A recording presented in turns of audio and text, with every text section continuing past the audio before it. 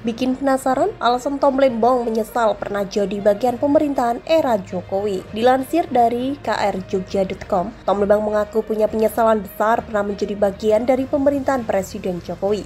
Tom Lembong pernah menjabat posisi Menteri Perdagangan dari 12 Agustus 2015 hingga 27 Juli 2016 dan Kepala Badan Koordinasi Penanaman Modal BKPM sejak 27 Juli 2016 hingga 23 Oktober 2019.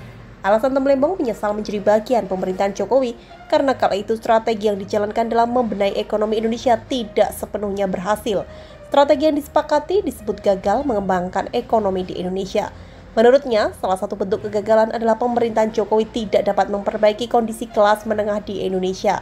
Tom Lembong memaparkan dalam 10 tahun terakhir, jumlah kelas menengah di Indonesia tidak mengalami perkembangan signifikan.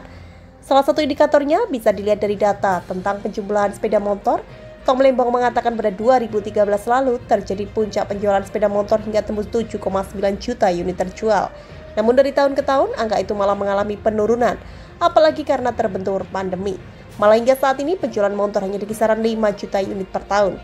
Data yang tak jauh berbeda juga terlihat dari pertumbuhan pembelian mobil dan barang elektronik. Jumlahnya terus mengalami penurunan dari tahun ke tahun. Hal ini menunjukkan kesejahteraan kelas menengah terus terhimpit. Menurutnya kondisi ini bisa terjadi karena ketimpangan ekonomi.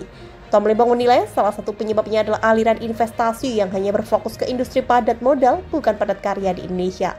Hal ini membuat hanya sekitar 20% hasil investasi yang masuk ke Indonesia bisa dinikmati masyarakat. Dengan demikian, dari pertumbuhan ekonomi yang kini berada di kisaran angka 5%, manfaatnya sangat sedikit diterima masyarakat.